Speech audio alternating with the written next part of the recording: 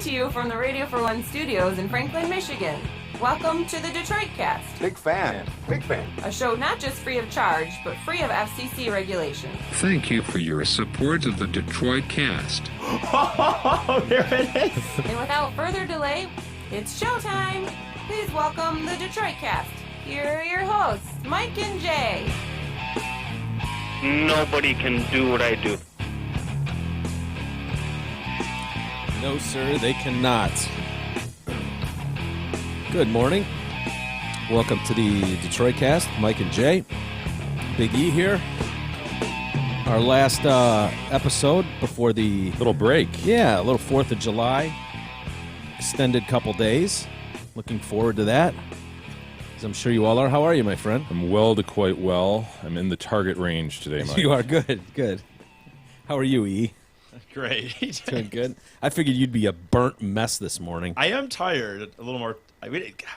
From the concert, seeing Bob Dylan last night. Yeah, Big E went to That's all he does. Bob Dylan. Yeah, goes to concerts. This is his life. Right. And, yeah, this is what he does, Music man. is awesome.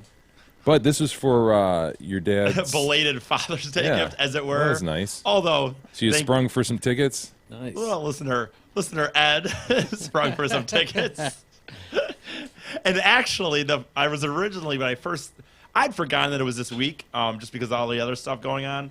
And at first, I was like, I don't know how many people would want to go. And I'm like, Ty, I like to help my friends out when I can. I first thought about Ty, and I even asked him, and I thought, dude, I never did anything for Father's Day. This would be a good Father's Day. Roll it on in. Kill two birds with one stone here. Roll it on My in. dad sort of kind of likes Bob Dylan, right? My dad's old as shit. I bet he'd appreciate Bob Dylan. It's more like what Mike said. It's more like, I know he's old enough that He Bob knows- Dylan was a thing. So, God. no, I did think I would have, I did think he would appreciate it. I mean, it is Bob Dylan. He had not seen him before. Why not, right? I So guess. you went down to Toledo? All the way down to Toledo. I will say the place that this is in was actually very cool. It was when we first read it, like, I don't know if you remember, but it was at the Toledo Zoo Amphitheater, and I just assumed that was like a name, like the like the DTE, like it was just a amphitheater. And No, just he was called actually playing at the Toledo Zoo. It was at the Toledo Zoo. Oh, my God. I have a picture. Wow. Is that what it's come to? Yeah. Well, it's a nice amphitheater. I mean, Weird Al's going to be there on Friday, so they have Oh, legit. okay. I know, but they do have legit concerts. I bet the animals appreciate it. Yeah, I'm sure they do. In fact, you couldn't walk through most of it. Obviously, most of it was closed, but there was a pathway between parking spaces. So I did get to see a Proops. I got to see one Proops, this bear sloth Proop. What's a bear doing on four legs? Yeah. I know. It's a sloth. Hey, he looks weird. Yeah. On all four hands. That's Jeez. weird. Right. Boring bear. Yeah. So I did get to see one bear Proops. I guess that was nice. But How was the show? Did you have good seats? we had very good seats, actually. Really? Yeah. There wasn't many. This place. No, very good seats to eat. He's usually in the rafters, so I suppose well, anything within 100 yards of the stage is considered very good No, seats. I think we had very good. I will tell you this place was not very big. I would venture to guess maybe 2,000, maybe Wow. less than that. It's not a big place. But there was a floor, and then and those were like just seats, just folding chairs. And then, there was regular seats, and we were like the second row center of the regular seats. I actually think these were better than on the floor, even though those were more money because you had a little lift. I think those seats kind of wouldn't have been as Yeah. good. And my dad agreed. I don't So know. how was Bob? What? I guess I'm. This is how I describe it. Someone asked me on Facebook, "How was the show?" And I said, "Well, I guess I can at least it's nice to say I saw Bob Dylan. I guess Yep. Just put it in the check mark. I- check mark in the box. it's a bummer. Saw Bob Dylan. Right? It's a bummer. It would have been nice to see him 20 years ago, maybe even 30. I guess I don't know when the prime would have been. 50 years ago. Right? Yeah. Right. I'm sure. Dude, he did like two halves of a show, and the first half I didn't know any songs. In fact, to be honest, to be that fair, sucks. I only knew one song he sang the whole night. Holy Which shit. one? And that was a barely recognizable version of "Blowing in the Wind." That sucks, dude. I Now, feel the you same. probably would have known more. You might have known more. I don't yeah, know. I but probably would have. But here's the sad thing with Bob Dylan. What I found, I've seen him a couple times, going back to 20 years ago, and that's why I can say 50 years ago is the time to see Bob Dylan. But 20 years ago, if you look at my music catalog, I own every Bob Dylan album he's done. I own them all, and I know them all. And so the fact that I'm sitting in the stadium and listening to Bob Dylan play and don't recognize shit is a problem to me. Where it's like, I think this is Blowing in the Wind. Pretty sure it is. Oh yeah, I recognize that lyric. It's just a weird thing, but he doesn't do the folk thing that he was Right. famous for, that people loved.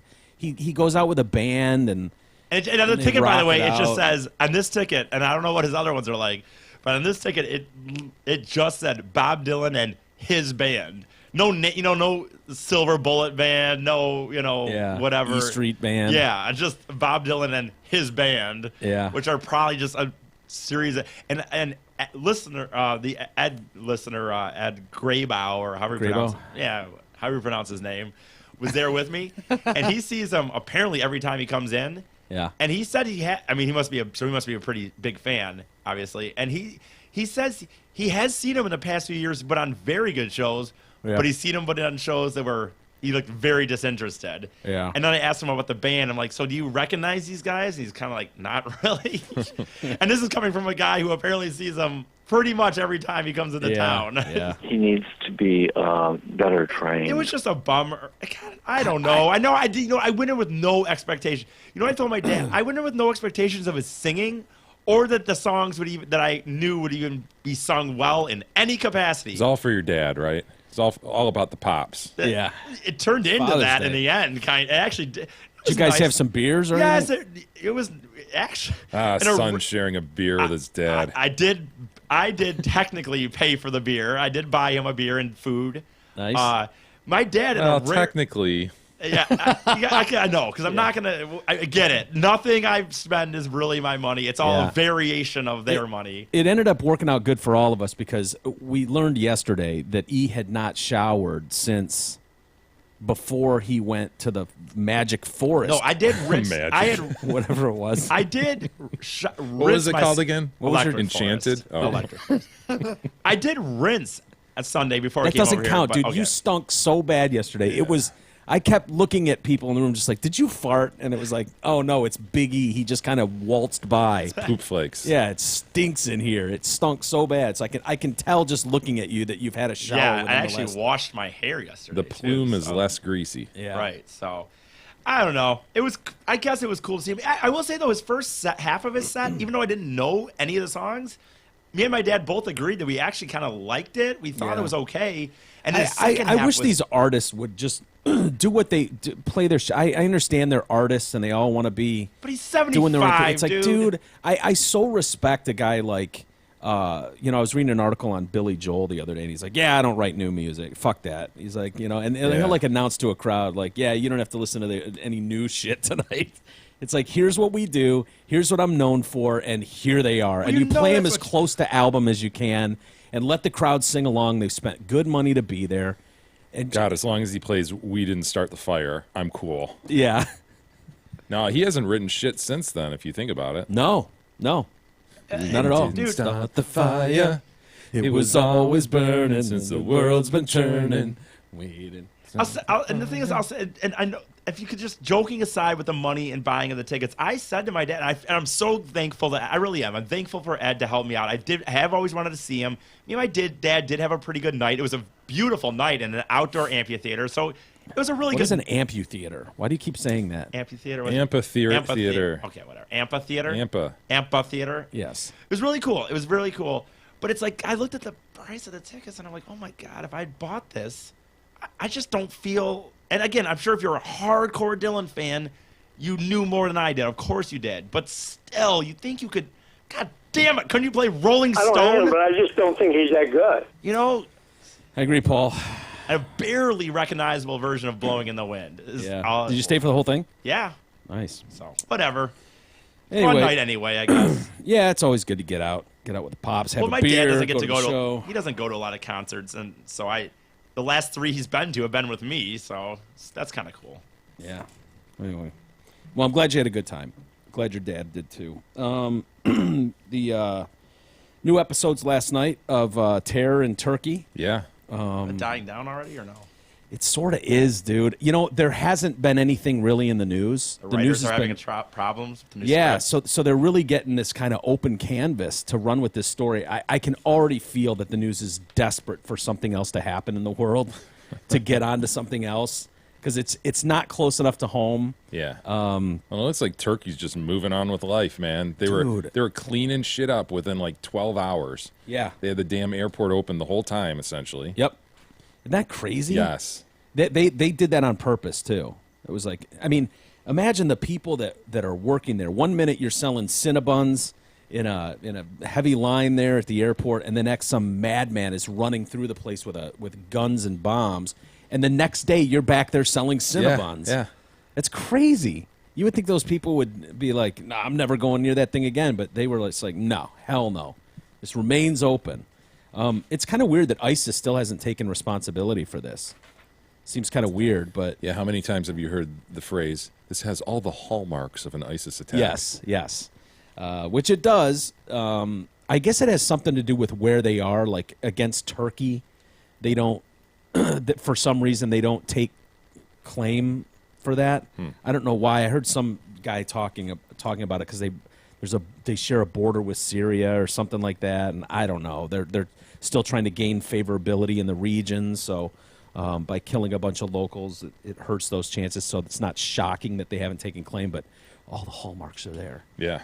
That cop, by the way, that shot that dude. Yeah, we talked about him yesterday. Yeah, his name was Yasin Duma, and he's the guy when the suicide bomber's coming running around the corner and shoots him, and then goes up to him and I think shoots him again, and then sees what looks like a suicide vest and then runs. I guess he survived that. He's been in the hospital, and but they think he saved a lot of people's lives. Like if that guy had his way, he would have just continued to mow people down before detonating. And so this guy's a real hero. There's another customs officer being hailed as a hero who didn't survive. That guy, by the way, has had his spleen removed. The guy, first guy I was talking about. This guy, Umut Sakaroglu, just rolls off the tongue, name like that. Pretty name, yeah. Yeah, it's gorgeous. He was standing guard as the terrorists tried to go through the first set of security. It appears he shot at the suicide bomber, who then detonated his belt, killing that customs officer. But they say he saved a bunch of people too, so just pretty good. I suppose good news. What's if the you death could get toll? any. Up to 50 yet? No, last I heard was it's teetering between 41 and 42. So They want that. Yeah, they want that 42. Make it a round number a little bit, and then but the injured skyrocketed since we last talked about it. what was it? I think we talked about like 100 injured. Isn't it like over 200? Yeah, something like that. I thought it was at 140 or something yesterday, but yeah. Anyway, did you see the airstrikes going on? Yeah, big convoy, right? Yeah. Nailed an ISIS convoy. God, that looks like fun. It looks like a video game. I didn't see pictures. Do we have? There's video. Yeah. Yeah. You can see it. Go ahead, E. See if you can search it. I guess the U.S. airstrikes took down like a convoy of hundreds of these ISIS dudes.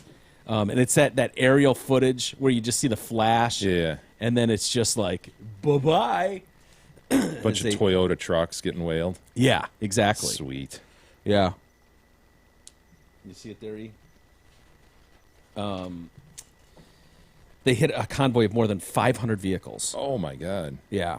That were all fleeing Fallujah, killed dozens of ISIS militants trying to flee the city. It started Monday night. It's still going on now. Damn. These airstrikes. U.S. planes conducted a precision strike. They're worried about locals, so they're trying to, that's why the U.S., they're using these aerial assaults and trying to limit. Does look like a video game. This is a whole convoy of trucks. It's just like, oh. Doesn't look like the greatest aim, to be honest. Yeah. Are we a little bit off There we target go. there? There we go. You're getting closer. Yeah. Oh, that's awesome. Look at Sorry, gentlemen. Sorry, gentlemen. that. Just lit up Toyotas How everywhere. fun would that be to be pushing the buttons on this? Yeah. Wow.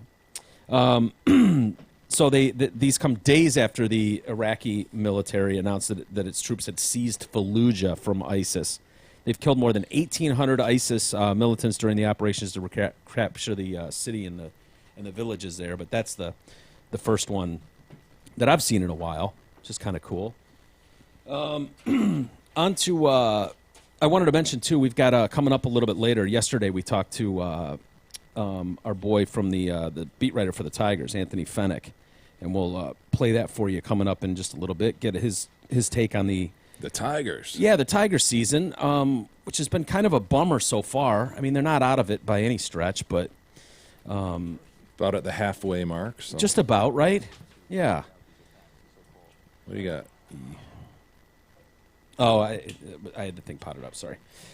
Trump v. Clinton, new polls coming out.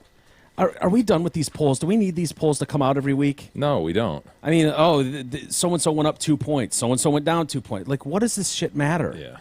New Quinnipiac poll and a new Fox News poll. It's like, oh, so-and-so's up 4 points. Oh, so-and-so's down 2 points. Like, great.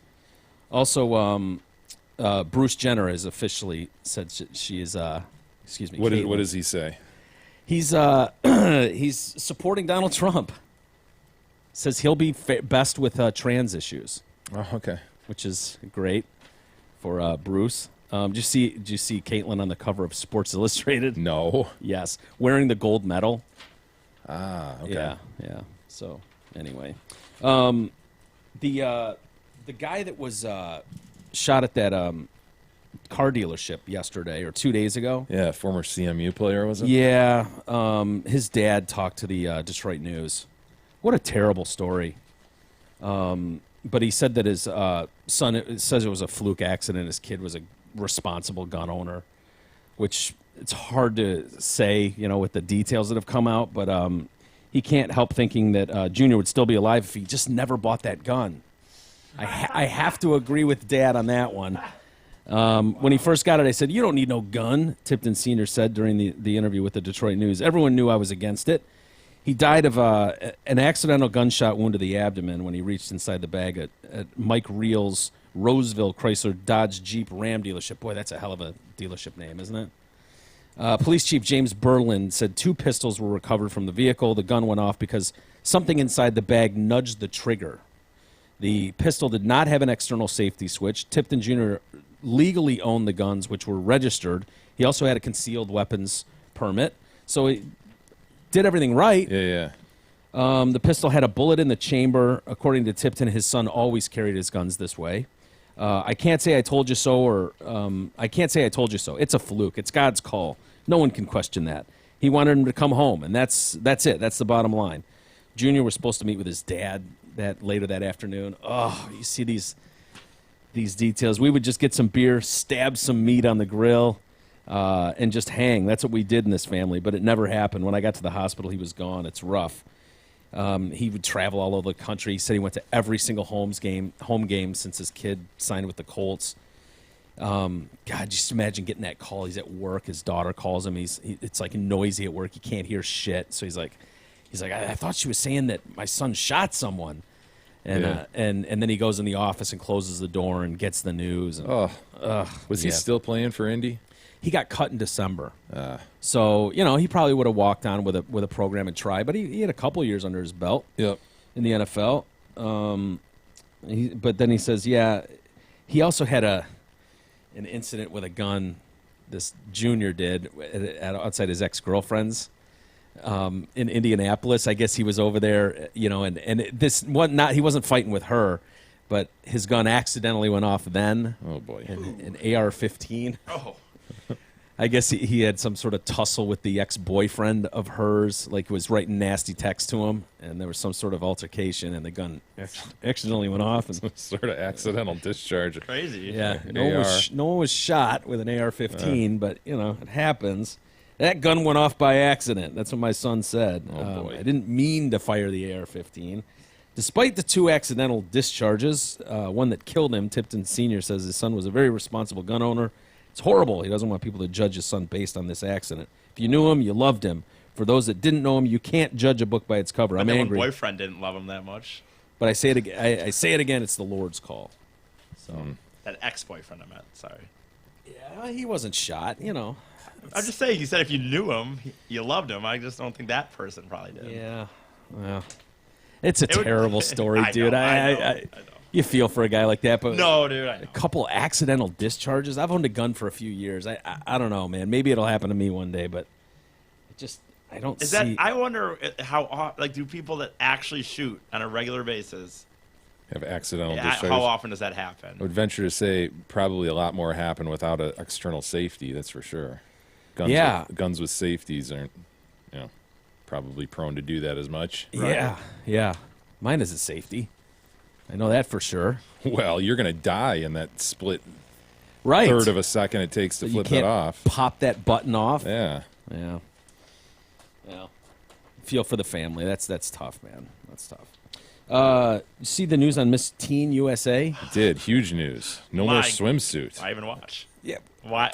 What are why, we doing? Why are we even having this pageant? What are we doing here, folks? Let's be honest. What is the point? Miss Teen USA, the Miss Universe organization that owns that, announced that the pageant will be going swimsuit free. Instead, the 51 women will be judged in a brand new athletic wear competition. Athletic. What is that Like going to be? yoga pants or what? I What is this? guess. That's what I say. Is like, is it really full on softball uniforms? I mean, it's like. I'm going to say no on the softball uniform. What is it? Those like I short don't shorts? know. Yeah, I guess shit you'd As if wear it's to still work not out. going to just be who's the sexiest in whatever they decide to wear them in. Like, it's not going to take like some one and all of a sudden turn her into a beauty pageant champion.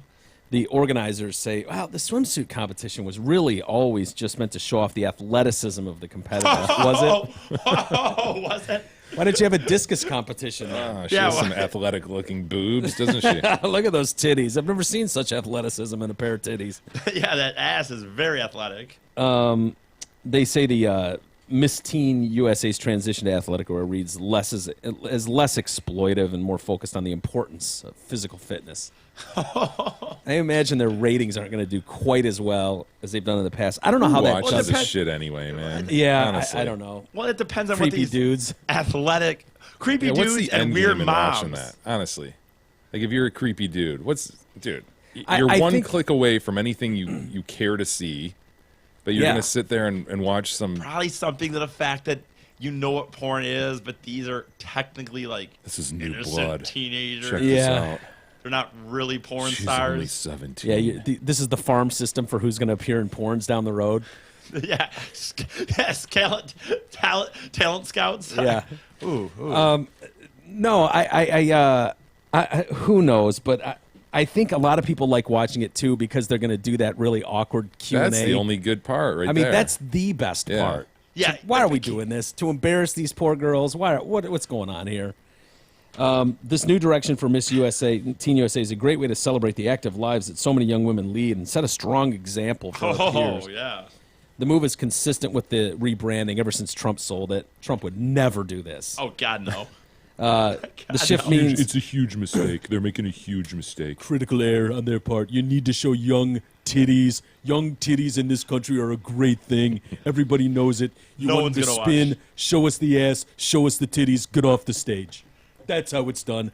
That's how you run a Well, they pageant continue- in the greatest country in the world. Will evening wear continue? Like that section? Is that all good? still? Probably. Evening wear. Our hope is that this decision will help all of Miss Teen USA's fans recognize these young women for the strong, inspiring individuals they are. Do they still do talents? That's what I want to know. Does Miss Teen do talents or? I thought at first all pageants had some sort of talent, but they didn't show them on TV because it was like, nobody no wants one- to see her play the accordion. Yeah. I just want to know, do they still go through that process of having a talent? I Or don't. are they just like, no, it's all about hotness. Get up. It's so obvious what this is. This is a parade of hot.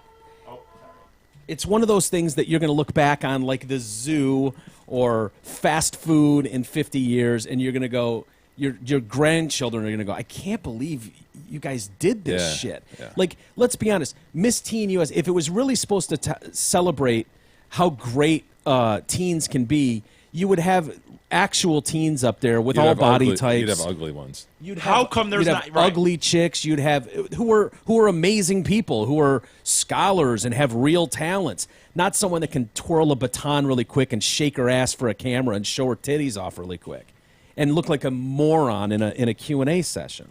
Yeah, one that's hard what question it is. throws them off. But Do they, it's have, about, do they have it talents? looks like there are because I'm watching videos of Miss South Carolina do some sort of tap dancing. Awesome. So they must still do it. Or at least It's this was just- 2014. So I just want these people to just be what you are. Be proud. McDonald's. You don't need to sell salads. No one's going to McDonald's for a healthy meal. It is what it is. You do what you do. Miss Teen USA, parade some smoking hot chicks out there. Let them shake their ass for a little bit.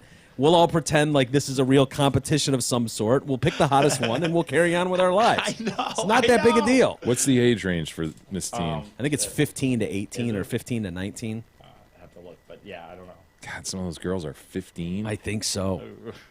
Are they? I don't know. I'm looking it up right now. Please don't say 13. 14 to 19. Dude, that's crazy. I'm only Mike, was talking it- about the 17 through 19-year-olds. The other ones get a free pass. He goes, please don't say 13. That's- 14. See, think about that, dude. That's they were awful, in, actually. They were in swimsuits. 14-year-olds were walking up there in swimsuits, and all these guys all over the world. Check her out, man. Check out that one in the blue bikini. Look at the titties on her. Guys are just jacking it to these 13-year-olds being paraded around. Oh, that's terrible. Would they at least put that? I'm trying to think. I'm hoping never, that goes in categories, by the way. I hope that would not just. I'm trying to. It doesn't. I don't see necessarily categories of it. Seems odd that a 14-year-old would be in competition with a 19-year-old based on how bodies look better and grow.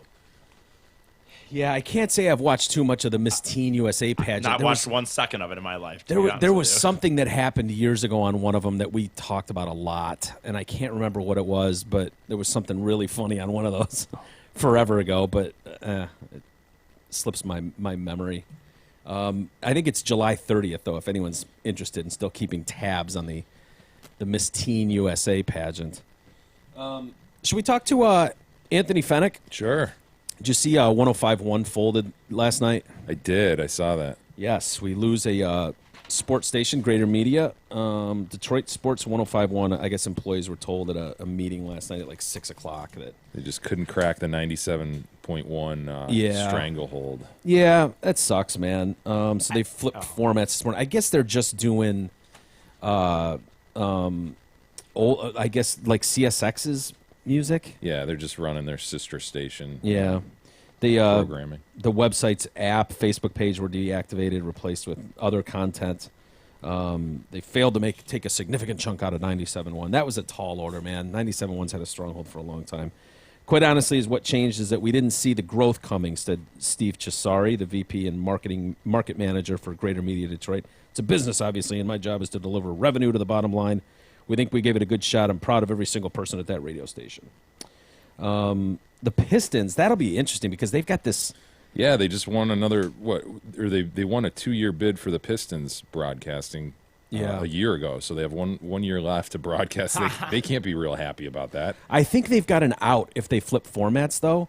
But they're acting like, from what I'm reading, they're saying like, "Oh no, we're committed to Greater Media and blah." I mean, that could just be a front. I can't imagine they would want to stay there on maybe they will for a year. The Pistons have no immediate plans to change stations. While we are disappointed the format is changing, we believe in the power of Greater Media, its popularity across multiple demos.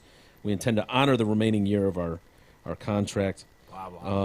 The reality is when Drew left that station, you know, I mean, that's your guy, and so you lose a marquee name like Drew Lane from Detroit Sports 105.1, and you lose a lot of that, and that's no secret. Fox 2's Ryan Armani says that there was no promotion, there was no marketing, there was no nothing, you know, when Drew left. Sean Belesian, who's a really nice guy. I know Sean a little bit. You know how this business is. A long time ago, we figured that out, and you just roll with the punches. So anyway, I don't know what they're going to do over there, but in the long term, We should get to Anthony Fennick, though. Talk a little Tigers baseball. See what he thinks of the start so far to this season and almost at the midway point. So we'll get to Anthony now. The Whiz Kids had won it, Bobby Thompson had done it, and Yogi read the comics all the while. Rock and roll was being born, marijuana we would scorn. So down on the corner the national pastime went on trial. We're talking baseball, Klazuski, Campanella, talking baseball. The man and Bobby Fella, the Scooter, the Barber and the Nuke. They knew them all from Boston to Dubuque, especially Willie, Mickey, and the Duke. Hello? Hey, Anthony. Hey, what's going on, man? Hey, buddy. How are you? It's Mike and Jay. Hey, Pretty good. How you guys doing? very well, thank you. Doing all right. Well, good win last night for the Tigers. What do we got? A 2-game series here against the Marlins. Yep, they won last night. It was a pretty good win. I mean, they scored a lot of runs in that fifth inning. I think they needed to get a win after the Cleveland sweep because that left kind of a bad taste in everyone's mouth. So they looked like he was kind of going on that same road last night, but they scored 7 in the fifth inning. They got some good pitching out of the bullpen, which has happened a lot as of late. Puts us barely over 500. We're almost halfway through the season. I got to admit, man, I'm uninspired by this team.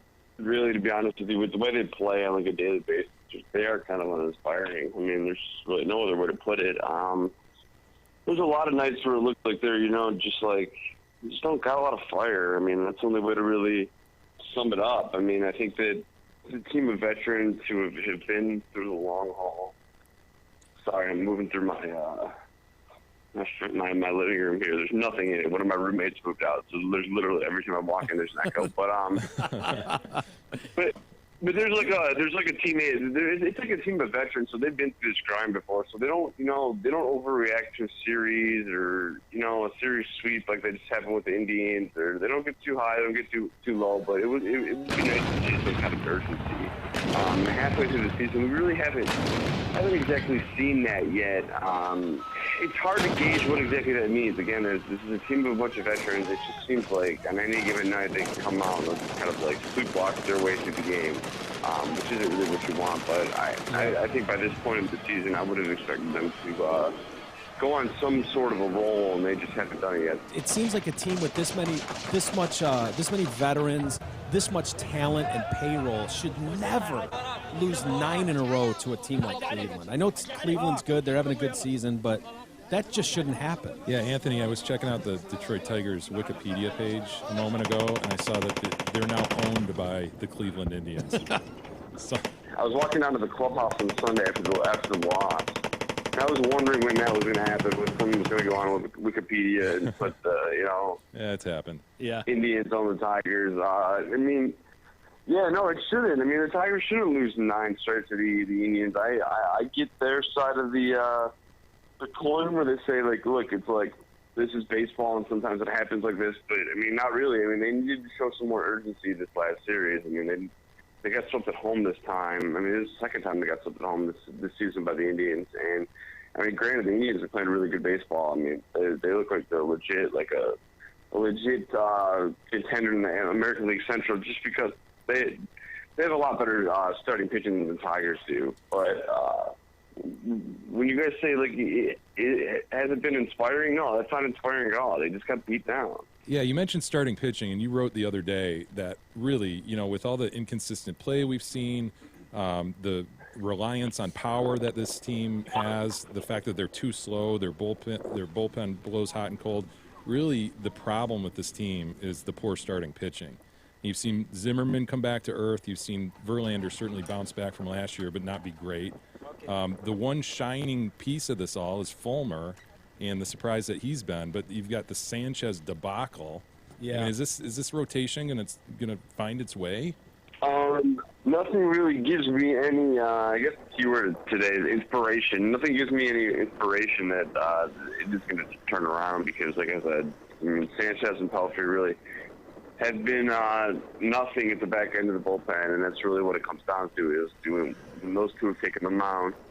It's been about, over a 6 ERA, and you just can't have that. I mean, Verlander, I don't think there's anything to be concerned about with Verlander. I mean, you know, it's a little bit different nowadays. Like in terms of when he blows up, he allows 7, 8 runs instead of 4 or 5 runs. That's something that he's kind of working on. Zimmerman, I don't think he's as good as he was in April, but I don't think he's as bad as he's been here the last 4 or 5 starts. Right. And Fulmer, you just simply can't count on him to do what he's been doing all season for the rest of the year. Yeah, we've seen countless guys like that in baseball where they get a hot start and then they come back to earth. So I don't really expect Fulmer to just shot all the way down back to earth. But I mean, look, this is a rookie. It's the first time he's done this in his career. I mean, the big leagues were different than the minor leagues. Even though he's shown last season he had a really good season throughout. This is just different. It's throwing pitchers in the big leagues are different than the minor leagues, and it's a different kind of toll it takes on your body. So we'll have to see, especially with the inning shutdown they're trying to do with him later in the season. They're trying to avoid that, but that's looming because they want to keep him 20, 30%. So I don't really see any help on the horizon. They don't want to give up any of the prospects for another starting pitching. There's not a lot of starting pitching out there, so I think it's kind of like they're starting pitching. They're going to sink or swim with it. Right now, they're sinking with it. Yeah, when you see Verlander giving up 4 home runs in an inning, I believe for the first time in franchise history. Yeah, that was crazy. It was just one of those innings for him, but I mean the ball was just flying out, and I mean. You got to give credit to the Indians' advanced scouting too, because I mean they look like they're really doing what they need to do to kind of beat this team right now. So it's kind of like one of those things that filters all the way down through the ranks. But I mean, obviously the players got to get it done on the field, but they've had a real good game plan against them in these 9 games. And the Indians definitely look like one of the best team in the AL Central right now. Yeah. Hey, how close were the Tigers to firing Ausmus? Were they 1 loss away? It felt like it. It did, didn't it? Oh, yeah, it felt like it. I was preparing for that by, writing stories and whatnot. Yeah, you had a story written. Have not seen the light of day, but I thought, I thought that if they didn't win that game against the Orioles, I think it was, the last game of that East Coast trip when J.D. Martinez kind of got away with the strike 3 call that hit a home run in the Gilbert home run. Yeah. Well, after that, it's kind of like, all right, well, you can't fire the manager after a win like this, especially with, they had the Twins come in, and the Twins are really bad. I thought it was very close. You could just feel it, and you could just talk. You just talk to people. The vibe wasn't good. People were a little bit nervous about the week ahead, but. They gave him that, and look, this isn't Brad's fault. I mean, for all of his, I still think he's still kind of young as a manager, and this might not be the right team for him to manage. I mean, there's a lot of big veteran guys on there, and maybe that's not what they need. I mean, look, it's really a possibility. Maybe that's just not what they need. Is a guy that's chill, like Brad is. Because some days I feel like you see it in their play. All right. But I definitely don't think this is his fault. I mean, I think this is a flawed team. They don't have good starting pitching. And it's they're not going to win without good starting pitching. But I think there's a couple other factors, too. They had this, Detroit Economic Club luncheon on Tuesday. And I don't know if they were going to do anything before then because it's kind of a happy kind of time, Sure. Like I said, I don't think you can pin this on Brad, but obviously Brad's in his contract here. So if they don't make the postseason, I don't expect him to be back. Is there any chance that Al Avila's in a hot seat sort of position if this team completely falls apart down the wire? I don't think so. He's in year 1 of a 5-year deal. Yeah. I don't think so. But I also think that he's conscious enough about the reason that he got hired, and that's to win a World Series. And I don't think he's going to just sell off parts like happened last year. I mean. Dave Dombrowski got fired because he didn't win a World Series. Again, so Al's not going to go. At least in my opinion, Al's not going to come out and just start selling off all these guys at the deadline and waving the white flag in his first year on the job. I just don't think that's a good look. So I think as a trade deadline years, I think it's kind of they're going to just be maybe make a minor move or two and just kind of keep their fingers crossed that their starting pitching can turn around. Yeah. And again, they don't have the kind of pieces like they did last year too. Different kind of guys. They don't hold as much value as David Price or Jonas Cespedes. So it'll be interesting to see what they do near the deadline. Well, those are really important moves last year, though. When you get guys like Fulmer, Boyd, Norris, you're moving Cespedes and Price. But these are some of the jewels of what you have at this point, and some of the hope. A lot of the hope, I think, is pinned on those guys going forward. So you're right. It's a different makeup team, and I don't know that they're probably really happy that Dombrowski made those final moves before he got axed. For sure, because then they get Fulmer, they get Norris. I mean, they get Boyd. Boyd hasn't been that great this year, but I mean, they get a guy like Jacoby Jones. They really infused their talent with a lot of, infused their system with a lot of young talent. And it'd be hard to see what kind of situation. Because look, they're not long term. They're not really in great shape. I mean, these guys are getting older, and you can see it on a day-to-day basis. And they didn't have a guy like Fulmer and Norris, I mean, it'd even be amplified. So, what they did last year needed to happen. I don't expect a replication of that because they don't have the same kind of players. Yeah. Are the guys still doing the goggle thing that they were doing a few weeks ago? Yeah, they are. Yeah. What do you think? I mean, is that what as obvious as it looks that they're just trying to talk about, postseason run? Yeah, it is.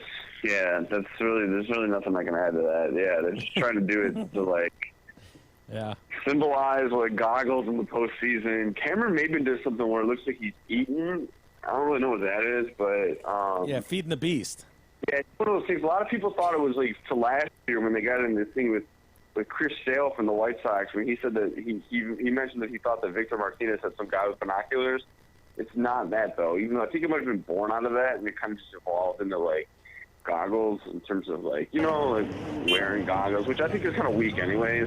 I mean, I've never been in a situation where I'm celebrating champagne unless maybe my fantasy teams win the title, maybe I'll pop the champagne. But I feel like you want to have that sting a little bit, I feel like goggles is kind of taking the easy way out. Yeah. But yeah. We first started seeing the goggles 10 years ago when Jason Gridley was wearing it. I hated that. He had the dumb wipers on there that drove me crazy. Yeah, the wipers. Yeah. Come on, guys. I know, man. I agree. I don't think you should be able to put the sheets up in the locker room. It's no. Either we do this or we don't, And I gentlemen. think it goes one time. You win the World Series, you celebrate with champagne. All this division win and shit, it drives me crazy. Yeah. Oh, I agree. Do it like hockey does, man. Yeah. Hockey's all right, it's just business. And so, but baseball, Celebrate these stages. You finish over 500 in baseball, and these guys okay, it's you do it when you clinch the playoffs. Or when you clinch the division, then you do it the first round, the second round. It's oh my god. Yeah. Even when they come out and they clear the benches and stuff, and they all just kind of stand around and talk. It's one of those baseball things. It's kind of all right, guys, you're just in the middle here, yeah. Hey, you mentioned Cameron Maben a moment ago. I mean, he's been one of the bright spots. I think generally, still hitting fairly well. I think, but he's a guy that everybody remembers from his stint here prior when there were just huge expectations on the dude. He was looked at as the savior. So young. Yeah, so young, and just this guy coming up, just wait till Maben is here every day and this and that. And, of course, he gets traded in the Cabrera deal. He's probably, to be honest, better off coming back the way he has. He tried to stick here and be with those expectations put on him. And do you agree with that? For sure. I mean, when he was here, he had really high expectations, especially that first season when he came up, hit a home run off of Roger Clemens early. I think that the grind of a baseball career has really helped him, and I think he's learned a lot. He's been hurt a lot. He's, played in a few different places. He's really, even though he's only 29, he's really a veteran, you know what I mean? He's played 10 years in the game, and that's a long time, and he really seems to have found something last year with his swing. He shortened it up a little bit because he's been really efficient at the plate this year. I mean, I don't expect him to be hitting 350 at the end of the season, but he's really off the field too, giving this Tigers team a big spark. So it's going to be interesting to see what they do in the offseason because he's got a $9 million option, and Anthony Gose is bad. I mean, there's just no way to put it. He's in AAA, and he still can't hit. And, like, this isn't a guy that they can count on next year. So they really, if they're not counting on picking up that option for Maven, which I don't think they were really planning on, like, going that route before he came up and started showing what he could do and what he meant to the team, they don't have a center fielder. So it's going to be really interesting to see what they do in the offseason, because I don't really know if they want to take the chance on letting him walk away and get a bigger deal and be stuck in the outfield. So I agree with you though about the stepping out of a spotlight a little bit, because I mean it's no different with young prospects. Just they get a lot of attention, and especially nowadays with social media and all this other stuff. And it wasn't even like that back then, but there was still a lot of attention on him and Andrew Miller. And it took him a while to blossom, but I mean he certainly has, and I don't think he's ever gonna reach the. I mean, it's hard to say that. I don't want to say that he's never gonna reach the potential of his career, because he's played in the big leagues for 10 years. That's like that's like one of those things. Like you look at a guy like like a Dan Orlovsky with the Lions. Well, he's been a backup for like 10 years. Well, that's a pretty good career, Hell yeah. Yeah, I'd take it. And, maybe he didn't win like a Super Bowl MVP, or he wasn't like, a Pro Bowler. Well, that's a different level, but just to be in the game for 10 years and like, big deal. Hey, speaking of outfielders, how long is J.D. Martinez out? He's out for probably like another, I don't know, I want to say like a month. It was like 4 to 6 weeks. It happened a couple weeks ago. Okay. I talked to him yesterday, but it was one of those things where, like, sometimes you talk to these guys and you don't want to stick like a recorder like right in their face all the time, or like, so I just wanted to check in and see how he's doing. He seemed like he was doing good, but I didn't have any quotes. I couldn't write anything about it, but I don't know, it's kind of a bad story. But yeah, he seems like he's doing good. JD Martinez he's a cool dude, man. He's one of the cooler guys on the team, but they really miss him, especially defensively in the outfield, because Steven Moya is not like where he is, defensively or at the plate. When JD Martinez is on, he's really on. He was just getting to that point before he got hurt. That's another thing that they're going to deal with for the next 3 or 4 weeks. Well, what do you think going forward? I mean, do you have a positive outlook? Do you see, going into the trade deadline, All-Star break right around the corner? Do you see this team making a run here? Can you hear me? I got you on speaker, put my tie on. Yeah, you're fine. Is it one of those thin hipster ties? Yeah. Are you wearing gingham today? I see them making a run like in the Rays. I think they'll be in the race. I've thought all along that this is a better team than their record has showed. I mean, they got a lot of really talented baseball players on their team. That's what I keep going back on. But I don't think they're going to make the postseason, if that's what you're asking. I don't see it in the starting pitching wise. Like, I just don't see it in that category. I don't see the improvements that they can kind of make. And I think if you kind of just sit back and hope it goes well in the starting pitching category, that's going to be a mistake. So, if they upgrade the starting pitching at the deadline, well, then maybe, but because like their offense is really good. Sometimes. But if not, I don't really see them making the postseason. All right. Well, Anthony, it's always fun to talk to you, man. Of course, Anthony. Yeah, man, I like talking to you guys. Sorry, I had a little bit of a malfunction earlier with my phone. Oh, no problem. Man, they're always going on silent. Yeah, no worries, man. No worries. We're enjoying talking to you as well. Freep.com. He's for those not familiar, Anthony Fennick is the beat writer for the Detroit Tigers. You can check out pictures of him wearing gingham shirts and thin ties. Hipster ties. Yep, hipster ties. I gotta get tired today. Well, one of these days you'll have to come by and sit in with us. Oh, for sure. That'd be fun. Okay. All right, buddy. Well, have a good day at the ballpark, and we'll be watching. Thanks, man. All right, guys. Talk to you soon. Okay, buddy. Bye-bye. Later. I'm talking baseball, like Reggie Quisenberry talking baseball. Carew and Gaylord Perry, Seaver, Garvey, Schmidt, and Vida Blue. If Cooperstown is calling, it's no fluke. They'll be with Willie, Mickey, and the Duke.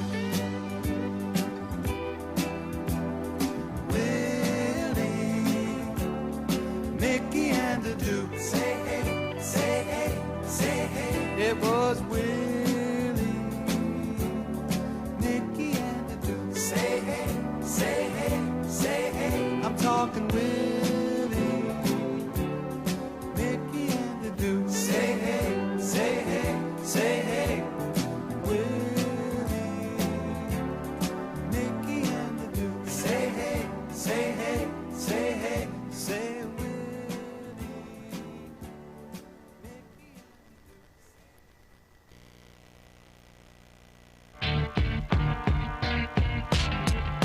The Detroit Cast continues after this short break.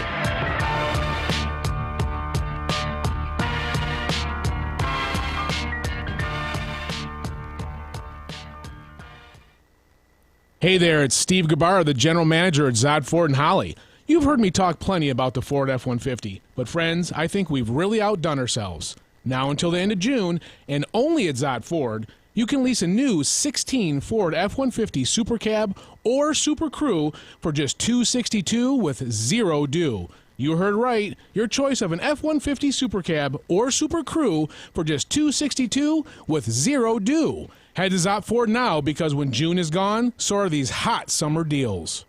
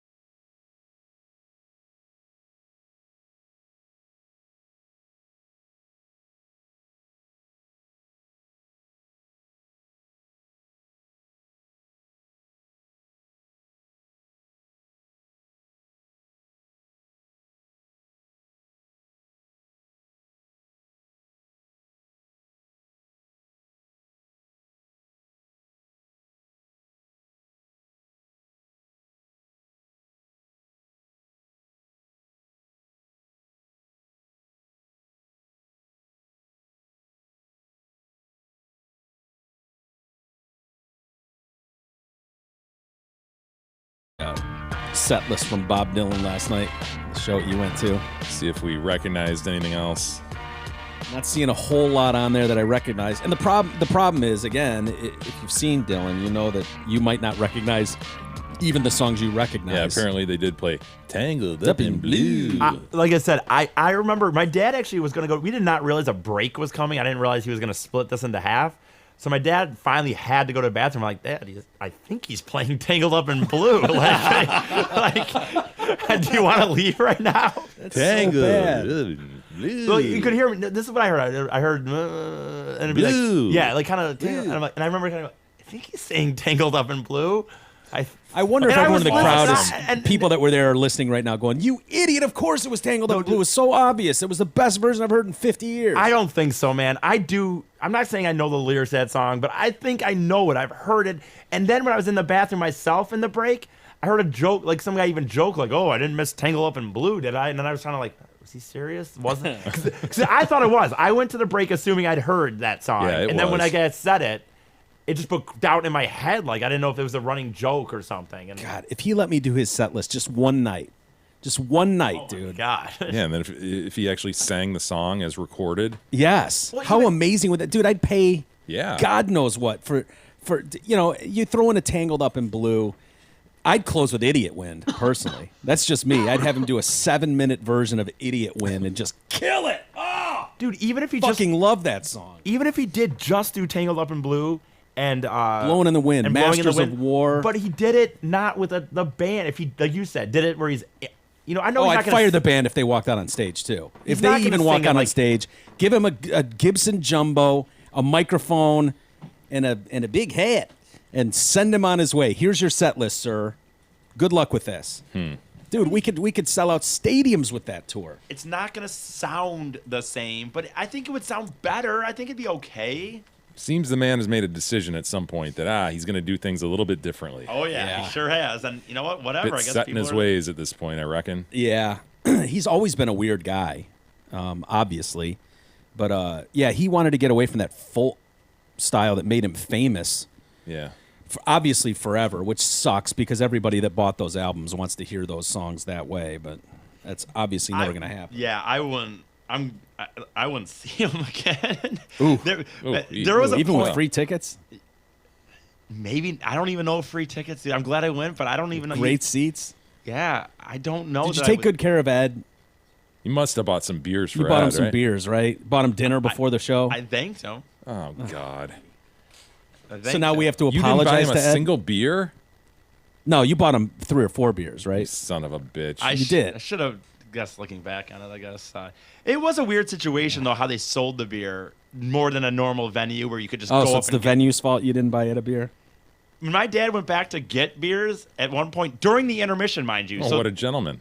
yeah, but I didn't know that's what he was doing. He was going to the bathroom and then he just came. Right, a gentleman doesn't announce what he's I doing. know. He just goes Yeah. and does it. But I'm saying by the intermission, when my dad had gone, they already did not even have beers. He actually he got some margaritas, but she said she's like, well, and then she's like, well, you got to give a donation. So they had already not had even beer halfway through the show apparently. So I don't know what that. It had to do with So the he fact, bought you guys all margaritas? not me, but me and him and the 2 ladies that were there. Wow. 3 margaritas. Well, Michael, Making a Wait. play. your dad bought a margarita for himself and a couple ladies in your row? Did your dad get a blowjob at the show? Did you lose your dad for 20 minutes in 7 the to 9? intermission? No, not that I know of. So. He's just backstage, got some whore by the ears. Oh, hi, Miss Fady, by the way. Yeah, you didn't hear this. Probably didn't happen like that. No. Good. What a fucking baller, dude. That doesn't surprise me. I look at your dad. I see enough of you in there that it drives me nuts. But that's a baller move, going up there and just getting margaritas for the ladies. That son of a bitch. I know. I take my dad to a show and he gets into a fight with a drunk woman. Right. And your dad is fucking Casanova in the stands buying drinks for the ladies. I know a lot of it had to do with that it is at the zoo. That's the bottom line. Like, you're in the zoo. There's no question about. Like, it's funny. The one person, the person that was with us, even at one point, was like, "It's like this is a great venue, but you can smell the animal shit. Is that Like, right? oh yeah, you can smell. You're in the zoo. The Toledo Zoo is a good zoo, by the way. It is. I've heard that. Yeah. I hear there's It's one by better than Michigan Detroit. State that's really good. Potter Park. Yeah, is that the one? I've No? never been there, but I I'd hear be that one's shocked not if it was bad. really good.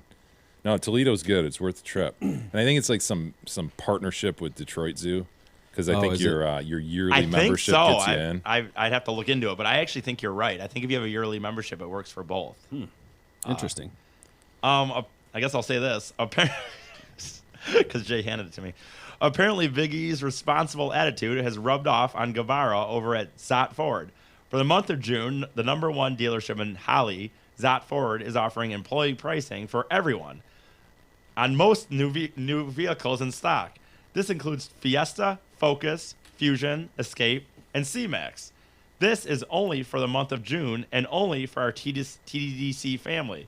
So saunter down to I-75 I don't like him, 90 his giant head, or his beating and of take eyes. advantage of this employee pricing for everyone before this whimsical summer deal special comes to a close. Lifeless eyes. Well, I guess black eyes like a take advantage of that, or if doll's you're eye. watching on YouTube at this point, because Friday is going to be July. And his eyes are fathomless pits, black holes that no light can penetrate or escape. Nothing lives in those eyes.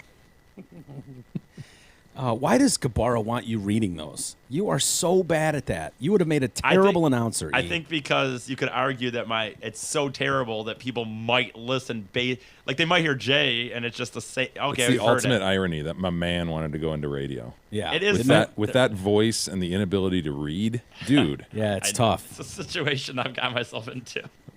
You wouldn't have done well at play-by-play where they're constantly slipping you notes about like who's doing what. Right. Or imagine him just trying to describe shit like off the cuff. Yeah. You know, Oh, games forget it. going on, and he's Which is originally what I wanted to do, was play-by-play, because I like sports so Jesus. much.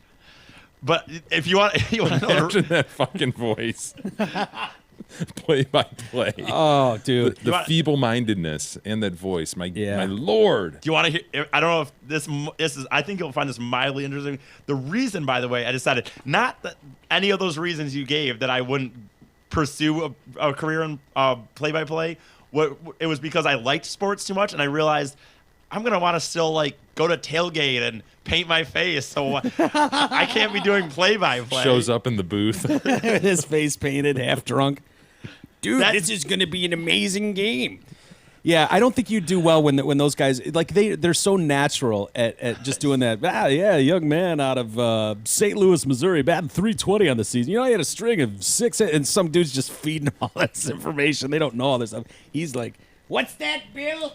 Why are you Hold handing me on. that? Why? Bill. Hold on. All right, I got it. Fuck, dude. Bill says apparently this guy went 6 for 6 when he was in the Cactus League. Oh wait, or he's something. out. I guess. Or Yeah, he got whatever. out. He popped out. What did he do? Did he Wait, pop out? when? Last inning. What happened?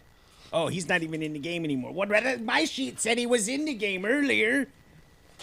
Yeah, I know. you wouldn't have done well in that field, E. I know, and the only reason I moved on was because of my want to still be an emotional fan. It's the only reason. I'm not saying it's the reason. I'm not saying I would. Obviously, it wouldn't have worked out. But I'm saying when I decided not to, that was what it was based on. And actually, for the people that rail on me for not growing up, the only reason I wanted to do morning radio was because I figured it'd be something I could do where I wouldn't have to grow up. So I knew I wanted to keep the Peter Pan complex going. We should try this one day. Just pull up video of a Tigers game, kill the audio. I don't on know it, the players. That's the problem. Like, and Let E just have at let it. E just see what he can. Because I mean, in fairness, if we're being completely honest here, we don't know how good of a job he could do. Do we want to do something slow like baseball, or should we have like hockey? Oh God. Oh, Let him Jesus. describe a hockey play. You have to do it on a day, maybe Sunday when dogs or he's not here this Sunday. Because baseball would be the only one where you have a chance, because there's so much time in between swings and stuff. Yeah. But to listen to him fill the time might be interesting. But because then he's got to fill time with like banter. But he'd have to Useful study banter. We could give you a few days, give you an inning, give you a few days to do some research on these guys and see what you can do. I'll tell you, I thought about it so much so I don't think they have this anymore, or I know they don't have it anymore. And I've asked people before, and no one else seems to remember it, but I know for a fact it happened.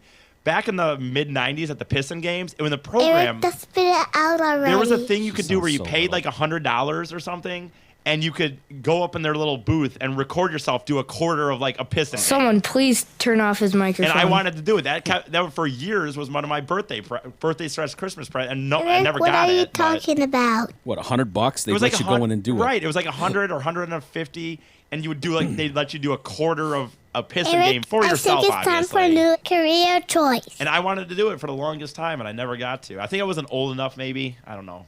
I don't know what the deal was, or my parents. Just Eric, didn't why do you still live with your mommy?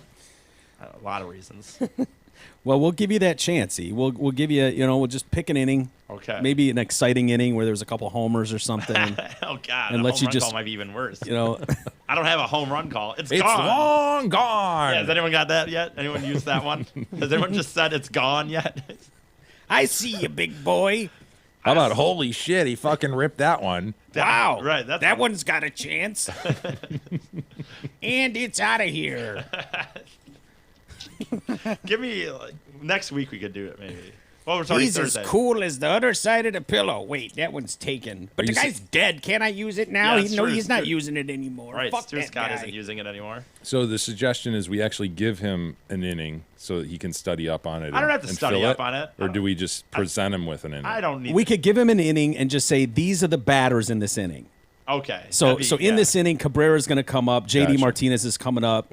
Castellanos is coming up. But he doesn't see what's going to happen. We don't Yeah, I give him the shouldn't- I tape in shouldn't know. advance. Right, We just I say sh- these three batters. Yeah. Okay. And so at least that gives him time in Yeah. fairness so that he can go, okay, I know that so-and-so's batting this. Yeah. So-and-so's struggling at the plate of late. And Oh no. and then the trick is, what Ernie was so good at was, a young fan out of Paw Paw, Michigan, like pointing out dudes in the crowd Were and there shit. people? Was Like that, you'll have to do some of that filler stuff and do a little tap dance. Was that? I mean, obviously, it was known that it was made up, but like, as a kid, though, I didn't know. Like, were there people that were fooled by that at one point? What are you Or- talking about? Like when he would just be like, some guy from Bad Axe, Michigan caught that in the, as a foul ball. I think most people knew. No, but I mean, as a kid, I remember thinking like, as a 6 and 7 This year guy's old, amazing. He knows where everyone in the crowd's from. you wouldn't be fooled by that at I don't 6 remember. and 7. Yeah, I don't know. Come on. Maybe you would have, but It was a shtick. It was like what's his name? Always, nice area. Well, the minute I Yeah. asked my dad, I mean, I got informed by it, but when you're 7 years old, I think you might think he knows. Or how does he know that? Well, we have to mention our Amazon link. We haven't mentioned it Amazon. much recently, I don't believe. Amazon. Please use it. Please do. It's on DetroitCast.com. It's simply a link that takes you to Amazon, and you can shop as you normally do, and we get a bit of a kickback. So it's an awesome way to donate to the show without having to take money out of your pocket. Yeah. Certainly no more money. God, this is a funny story to me about the people in California that were going to this movie to see the new Dory movie. Yeah, Finding Dory. Yeah, Finding Dory. And they somehow played the wrong trailer going to that movie. So I'm assuming it's a bunch of sweet pies, like an audience full of G-rated movie, Pixar movie. Yeah, and they played a trailer for a cartoon, which sounds good on paper. Unfortunately, the cartoon they played the trailer from was Sausage Party, which is a new movie. Actually, might be pretty good. It comes out in August 12th, featuring Kristen Wiig, James Franco, Paul Rudd, Selma Hayek, Seth Rogen, Jonah Hill, Edward Norton, Bill Hader. I mean, that's some big fucking names Yeah, it right is. there. So they play this trailer to an audience full of kids. And it's also a Pixar movie, an animated movie, right? Is it Pixar? Sure, or Disney. It's Yeah. an animated movie. The Sausage Yes. Fest. Yeah. Oh, yeah. Sausage Party is. Here's the trailer that the kids saw. See if you think this is appropriate. Welcome, shoppers. Ketchup, mustard, sausages and buns.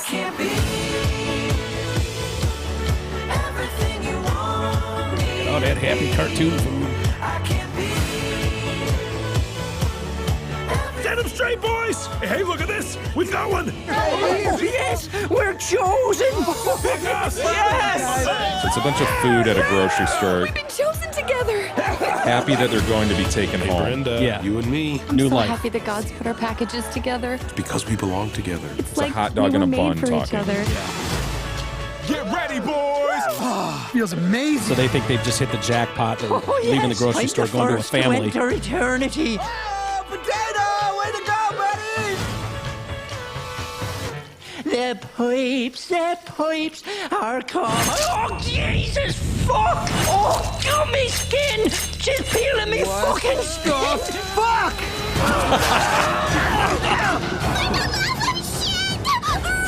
So they realize they're being eaten, obviously. Yeah. Oops. The carrots are making a run for it, the baby carrots.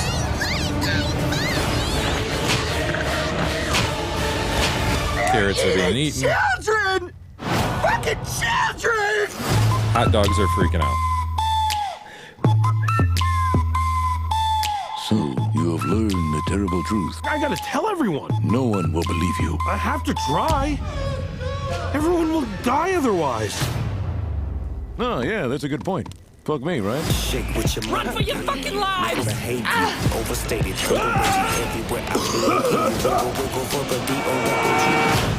Once you see that shit, So you get the point. Yeah. it'll fuck you up for life. Good luck. Have fun. That's kind of an interesting premise, you know? Yeah, it is. Yeah, the F-bombs probably shocked some people sitting there waiting for Finding Dory. Yeah, yeah. Would you be kind of pissed if you were a parent with your child there? Yeah, I'd be asking what the hell is going on.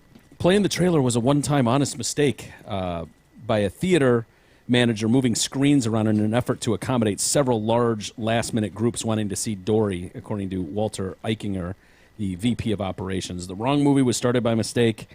We promise it'll never happen again. It was caught soon, but not until the entire trailer played. We regret it, apologize for it. We are not happy that it happened. We fully realize this trailer is not quite appropriate for Dory. Yeah. I would agree with them. Seth loved it, though. He tweeted, like, oh, it made my day. Yeah, hell yeah. I mean, to get Put that this kind thing of, on the map. Dude, that story's everywhere right now. Yeah. That's huge for them. Kind of reminds me of the Fight Club scene. Remember where Tyler Durden was splicing in pictures of dongs into just regular movies? Remember the Brad Pitt character? Yeah. God, I haven't seen that movie in so long. And I they barely remember. show these people just sitting in the theater, like, look at each other, like, I just see a big hairy dong. Just like one frame. Yeah. Didn't they supposedly do that with like popcorn and stuff? Yeah. Splice all that. Wasn't that Subliminal messages. Yeah, the subliminal message. There's a cat at a rescue, Florida Humane Society. It is poops. Oh no, another. Yeah.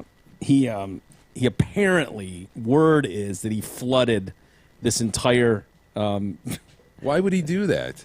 Well, what a jerk. Yeah, he turned on a water faucet. Who's going to want that cat? That cat's a dick. He turned it on and let it run for 17 hours. Well, that's what the point was. I mean, we're left in here alone for 17-hour stretches. It's bullshit. So I had to do something to get us some press. So he turns on the water, and he's the prime suspect. He's like, this is bullshit. You guys are... why are you pointing the claws at me? I didn't do nothing. The cat, which the Humane Society refuses to identify, but says is about 6 months old. Refuses to identify. Why? For the family? Were the cat's family? They know the backlash will be huge against him. So he's 6 months old, and he's thought to have gotten up to a sink in the cat room and then turned on the faucet. Yeah, I love when it drips. You do love that, dude. Yeah, he turned it on full blast, though. Well, who plugged the drain, man? That's the problem, right? I don't know. It can't be his fault. He said that they said that water gushed out full blast until staff figured out it wasn't coming from a burst pipe, but the cat room. It's unclear, though, why no one was in that room for 17 hours. That does seem a little... Anyway, we can't be sure which cat did it because we don't have cameras in there, but we have a good idea. There was one younger female cat who really liked playing in sinks. So they know who it was. Oh, that son of a bitch. I'm sure they've got video. They know. They know. Yeah. They just don't want to say. They know who to finger. They're saying it's possible there was collusion from others, but she probably had something to do with it. The water damaged the floors, cabinets, the walls, leaving behind mold, not just in the cat room, but in all the rooms around it, and destroyed large amounts of cat food and litter. There was 30 cats in the facility at the time of the flood, but none were injured. The kittens they kept them up higher. But look at that room there. Oh, yeah, man. Yeah, Pierce flooded. Oh, shit. Sorry about that. That's really astounding. That one's on me. I thought I would just make a point really quick. I didn't mean to ruin everything. Hopefully I find a good home that soon. Freaking proofs. Yeah. Luckily, we don't know the name. I don't want to hear. I finally got sick of hearing about banana being done. Yeah, banana. Oh, God. I should have said it, honestly. Look at that but- poops. What is that thing again? He's what kind of creature? It's some Brazilian monkey cat, basically. That's the one where the old lady He went to woke sleep. up with fucking banana. in it. Banana came through the window. Hi, lady. Wakes up. What is it called again? It's the. You guys keep. If you look at this piece of paper, it's beat to shit because for like a month, every time I came in, I'd go, look at that poops. Look at banana. And you guys wanted me to stop. Got sick of it. It's a monkey cat. It's the four-legged kinkajou. Yeah, the kinkajou. Yeah, and his back hands go all the way around. How could I forget the It's kinkajou? like I don't even have ankles. Look at that poops. He's got his mask there. He's got his oxygen mask. They drugged him. Yeah, well, what are you going to do? Yeah, so. What was the deal with Banana? He was in like Florida or something. Somebody kept him as a pet and he got away. Yeah, and then or that was woke up. was she somewhere indigenous to these kinkajous? Yeah, I don't remember know the the details. person woke up with it. She was 100 years old, the woman. Oh, wait. No, it's not. It's not applicable. She was 99 years old. You're not a helper. I take that back. She was actually 100 years okay. old. Yeah, sorry about I misspoke. Sorry about that. And she woke up in the middle of the night to find a rare rainforest animal cuddled up on her chest. Yep. I screamed, but nobody heard Man, me. these titties are nice. They're saggy, but they're nice. The pensioner was left terrified when the four-legged kinkajou climbed into bed with her and fell asleep. That's awesome. Son of a bitch. He's stranded with her surprise guest. The woman phoned her daughter, whose husband, Carlos, picked up the phone. She then begged him to come over and catch the hairy beast. I was awakened by a phone call at 2 a.m., which is never good news. It was from my terrified mother-in-law. So she's laying there. She's unable to move. She's just like, please, Carlos, come over now. There's a kinkajou next to me. A what? A kinkajou. I don't know what that is. A hairy beast. Come get a hairy beast off my chest. You have a hairy man on your titties? So he comes over, and God, now we're doing this story again. I didn't mean this to happen. No, definitely not. look at that poops, though. Look at Banana.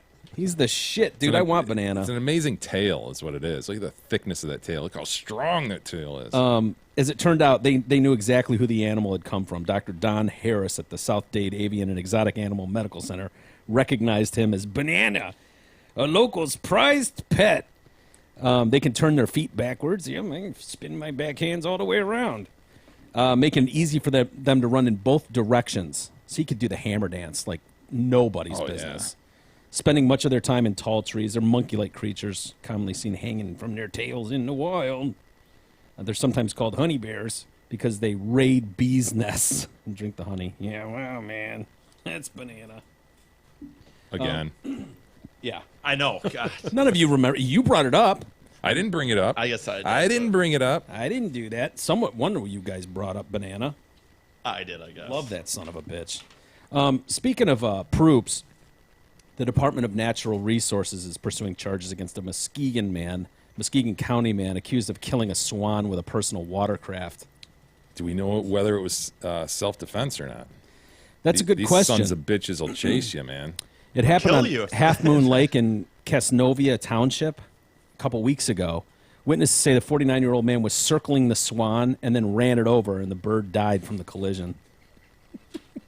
Good for him. I know hate that's swans, bullshit, dude. man. I That's- hate swans. Yeah, swans are assholes. Swans on lakes suck. Like lakes meaning where motorized vehicles are. They can ruin They are it. assholes.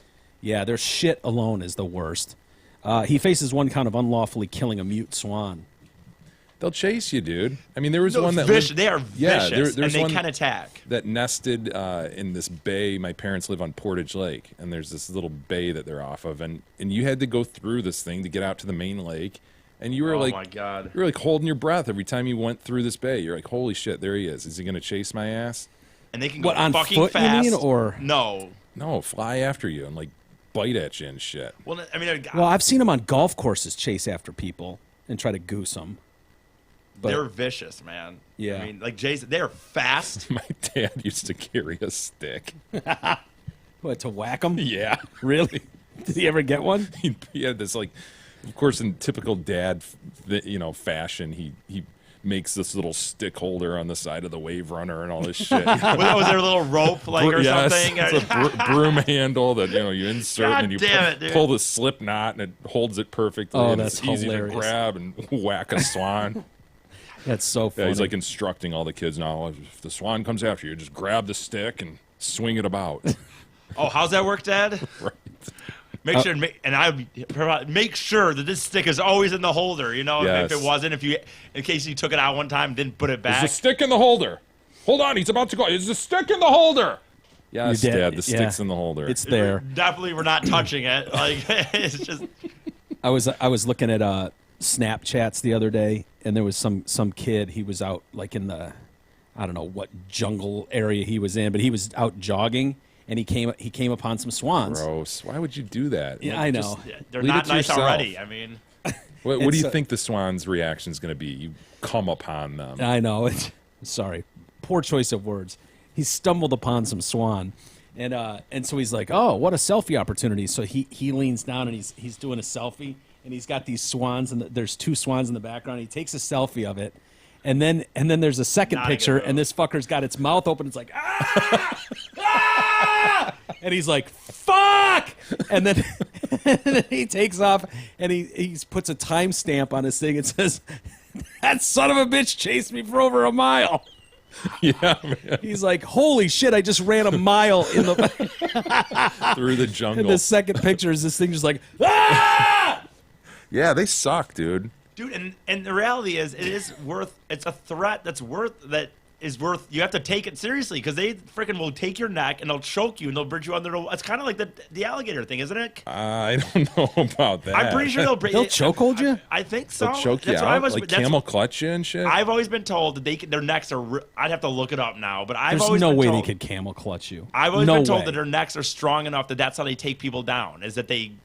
They wrap their necks around yours. Maybe not then. I don't know. I'll have to look it up Picturing now. this swan go, just throw its neck It seems around. like a reasonable move. No, The camel clutch is absurd. Jay. There's no way their knees are strong enough No.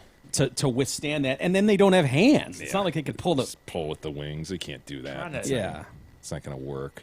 I don't know what their move would Okay, be. I see. No, Charge. It's chase your ass and bite at your neck as you're trying to speed away. Dumb question. Do they have teeth? Yeah, I think they have little tiny. I mean, not like sharp, like it's gonna, it's gonna cut you. But yeah, I think they have little things that could make it uncomfortable. I think you're more concerned about the snapping, like the pinching of it. Yeah. Yeah. I feel like on a one-on-one fight, if I saw it coming, I feel like I could take him. I mean, this is a prime opportunity for a dirt face, first off. Yeah. I mean, you get him off his game with a nice dirt face. Well, I'll tell you, I've been chased by a swan, and it's sort of unsettling. I feel like you could want to get away. You don't want to turn around and face up with the swan. I feel like if he propped up, there's so much neck area, surface area, that you just grab a fucking neck. I would go for the kick, honestly. Kicks are your go-to move. You can't leg sweep a duck, dude. Not leg sweep, but I'm talking take its head off, man. Yeah. I've kicked the shit out of geese before that have come at me. Have you? Yeah. With success? Well, for example, those ones we used to have to feed the swans at Aldingbrook when we worked at the luxury apartment complex. What was it, 14 and Drake? Yep.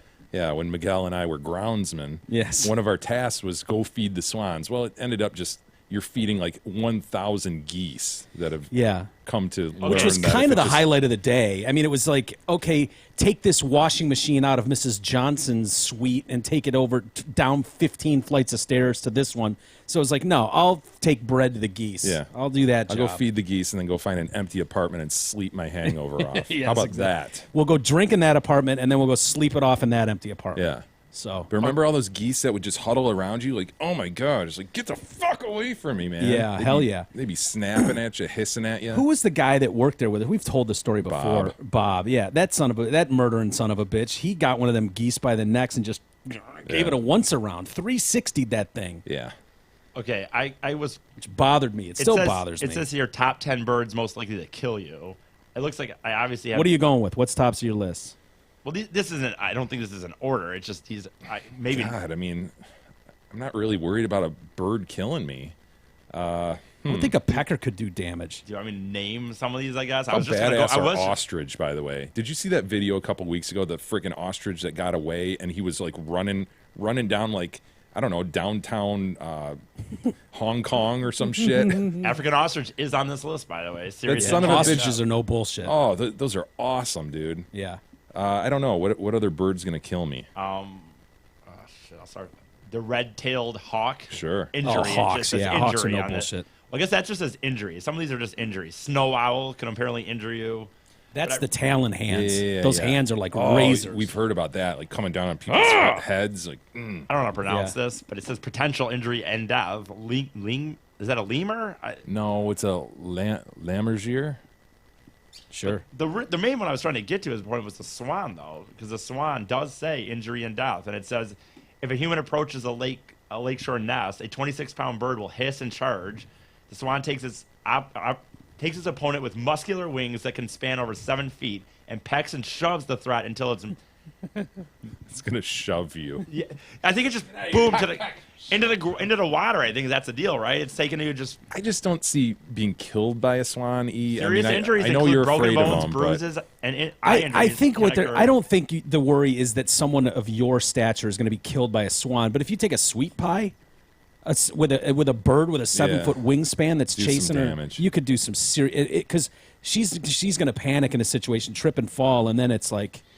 I think that's probably. You're at the looks like it mercy might only, of a murderer then. In this, it says. In this, maybe it's only been one person that's been killed because it just says in one tragic case, a property caretaker drowned after being pushed out of a kayak. See. So hit his head and fell into the water. Yeah, and I guess. couldn't recover. I guess, but they are vicious, obviously. Oh, they are. And speaking of murder, They're dicks more than they're vicious. Yes, though. I would agree with that. Speaking of murder, though, I've heard if you cover their eggs with motor oil, oh no, have you heard that? it will not only kill Solve the the problem? chick, but it will cause the swans to leave your lake. It's crazy. I've just heard that. Where did you read that, Bill? Yeah, I've just heard that. Wait, so if you happen to live on a lake and you're sick of the geese, so if you just took some Mobil 1 motor oil and just kind of doused maybe a rag with some oil on it and just kind of douse their eggs, just kind of do one of these with the eggs, Wow, like it seems like you're there's a lot of cleaning a work. bowling ball. Seems like a lot of work. Very malicious. I don't know. I've just heard that could maybe work. So you're not talking about someone that tripped while carrying a cup of motor oil and kind of dribbled some onto the eggs. You're talking about a very, very, very, very deliberate act to eliminate. I don't know. You've just heard this? Yeah. Yeah. Where have you heard of any particular lakes where this has been successful? I mean, I hate to pass this information on to the audience if we don't know for sure that this will Right. work. If it hasn't worked at one lake, how do we know it really? I've definitely heard it works. Okay. We have email. What do we got? Oh, Bill. First ballot Hall of Famer. That's all I'm saying. Ed writes in concerning an interesting incident after the Dylan concert. On the way home from Toledo after the Dylan show, I decided to get a hotel near work instead of driving home. The Economy Lodge had a room for $50. I got in, and it was old. It was older and basic, but actually fairly clean for a $50 hotel. Dude, would you ever stop at a $50 hotel? Ed, you have money. Tough. I know. No offense, Ed. I know you have some money. At least get a man, Comfort that's Inn or something. At least $50. It had a strong chemical smell, but not completely unpleasant. I went to the bathroom, and this is where things got interesting. I went to stand up from the toilet, and it tipped over. What? The toilet tipped over. It ripped the pipes from the wall, and water was spraying everywhere. The pipes were broken behind the shutoff. They were broken behind the shutoff, so there's nothing I could do to stop the geyser that is already an inch Why would you deep even try? and now spilling out into the bathroom. I grabbed the phone and dialed the operator. No tone. The phone was dead. I jumped in my truck and raced to the front. I tell the guy what happened and that water's still spraying everywhere. He walks to the computer and slowly types some stuff in. He brings me back a different room key. I let him know that my bags were still in the old room and water's flooding the room. He said, okay. I went to grab my bags and the room had water to the main door. I grabbed my bags and went to let the guy know how bad the situation was. He simply said, yeah, I understand. Don't give a shit. Since nothing seemed like it was going to happen, Nothing urgent. I went to my new room and went to bed. When I left in the morning, I drove past the room. Water was slowly spilling out the front door, so apparently nothing had been done. Wow. If they don't give a shit, why would you? I mean, try. What more Did can his you do? duty. Dude, I wouldn't have even told anyone. I know. I would have just said, this room stinks. I need a new room. You wouldn't have told anyone. I don't think so. I would have told Come on, dude. I would just see how this plays out. Let's see how this plays out. They gave me a room where a toilet would just fall out of the wall, so... I feel like I would have grabbed my shit first before I left. I agree with that. I'm not coming back to this room, obviously. Right. But, Ed was trying to do the right thing and thinking about the well-being of the $50 hotel. He has to spend a night with Big E, although he got the treat of meeting Mr. Fady, which is kind of nice. Who was apparently just hitting on chicks all baller night. dad who was trying to bang Ed's wife, but that's okay. Whatever. Kurt writes in, these bitches, just load them up with drinks. That's what Mike Fady always says. ply them with alcohol. Asshole. As I call them, panty removers. Ladies, would you like your panty? Kurt writes in regarding the podcast awards. Nothing romantic like the margarita and animal shit smell at the zoo. Yeah. Regarding podcast awards and shit food growing up. Podcast heroes, apparently you missed the Alliance and are the Jervis of the podcast awards. So he's obviously referencing the original Survivor. Wasn't he in the Alliance?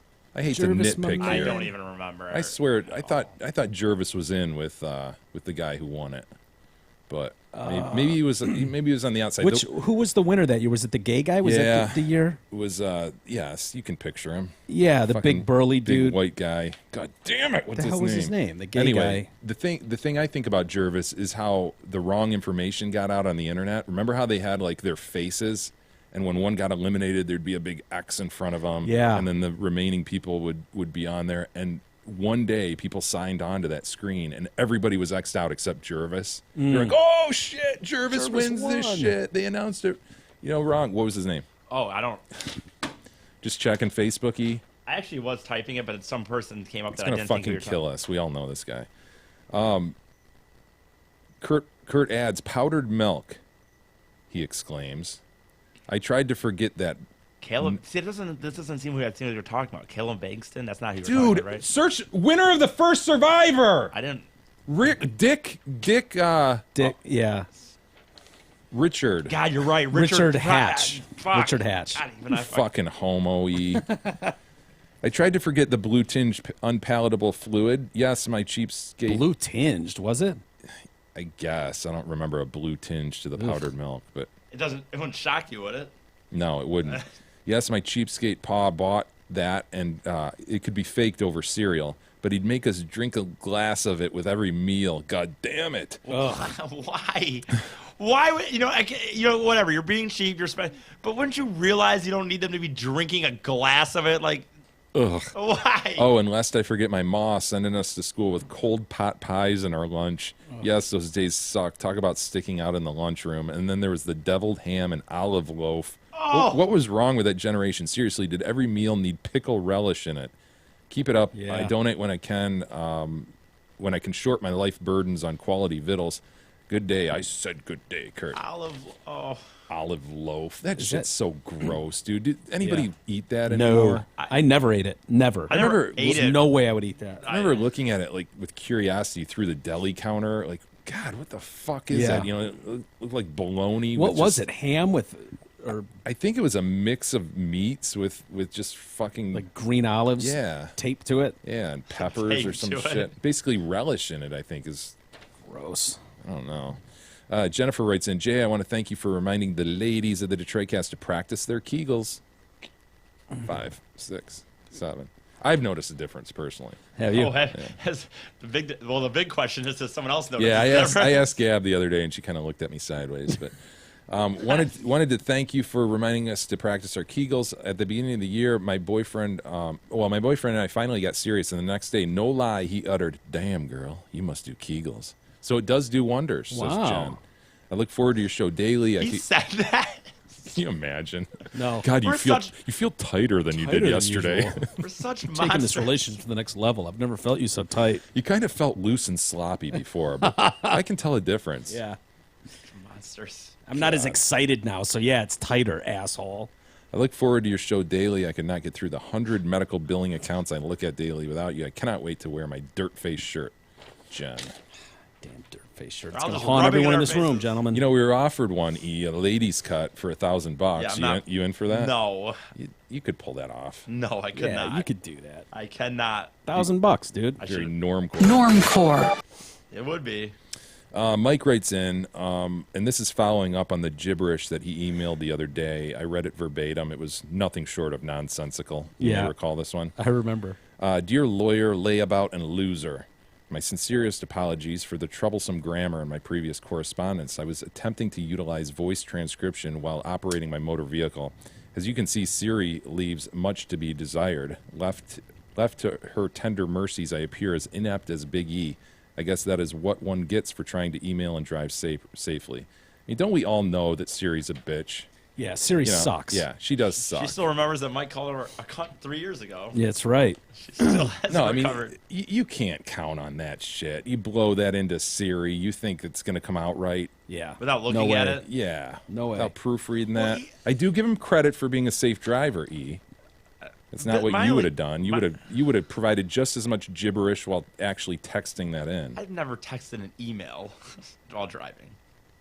Noel writes in, good day to the host, Jay, the co-host, Mike Webster, Big E, Big E, DM, Tard, and K Doggy.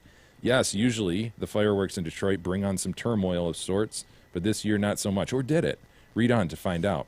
It is a zoo out there. The crowds and the traffic. I used to go and stopped a few years back. We would drive to Detroit down Fort Street and then just ride our bikes to downtown or further from there. It's made it much easier to navigate the masses, and it was way more fun than just sitting there. You can bring beers in a backpack, smoky treats, and even some damn snacks if you want. That would be fun. Just take bikes and backpacks and just tool around there.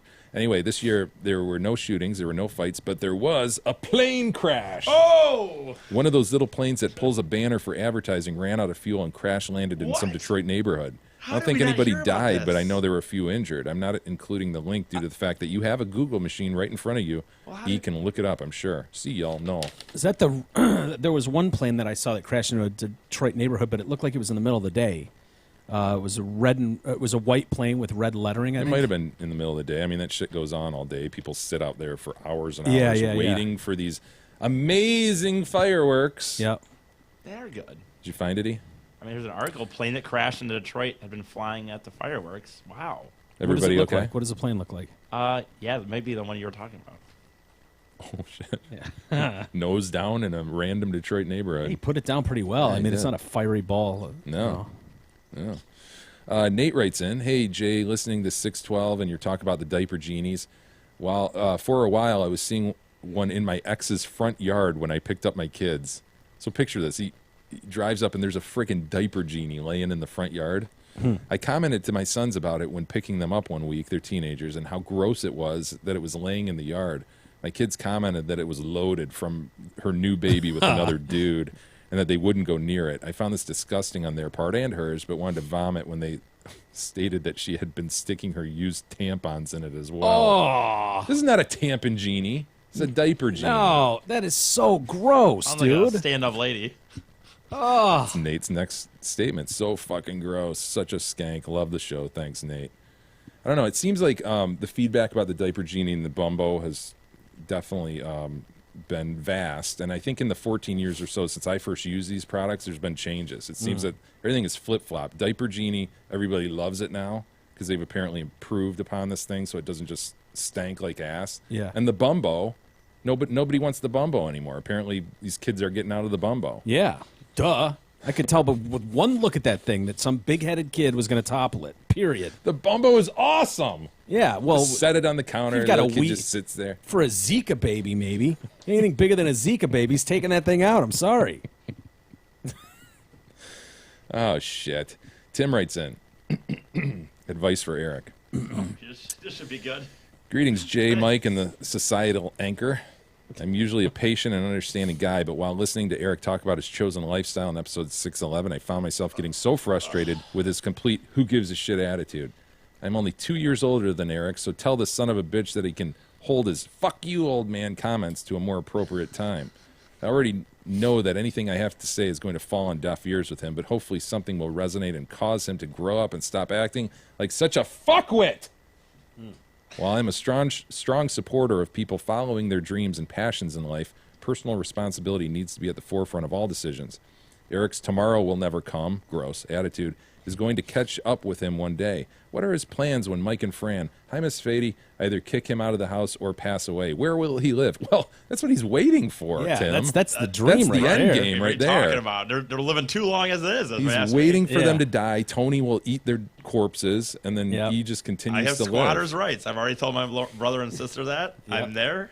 How will he provide for himself? Does he want to work? Oh, by the and- way, once they die and I have squatters' rights, I can still be on the show if you guys want, but it's going to have to be a call-in situation because I can't leave the house at that point. Like, Yeah.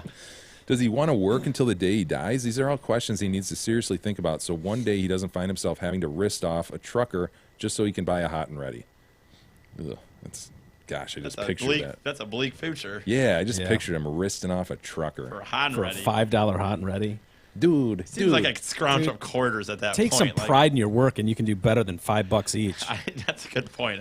Yeah, if I I'm mean- giving it handies in 20 years, I'm hoping it's a little better Better than get the best $5. damn handy in right, in I'm not town. going for $5 hot and readies. I am Big E, your local lot lizard. Plus, I think in 20 years by now, hot and readies will be up to at least 6. I don't think. I realize that Biggie probably thinks that his 30s are just like his 20s, and he gets to relive it a second time, much like his 8th grade years. I didn't even thought about that. But reality is, he needs to start thinking further than next week. I'm not saying he can't go to EDM shows, watch The Simpsons, or go bowling with Chubbs.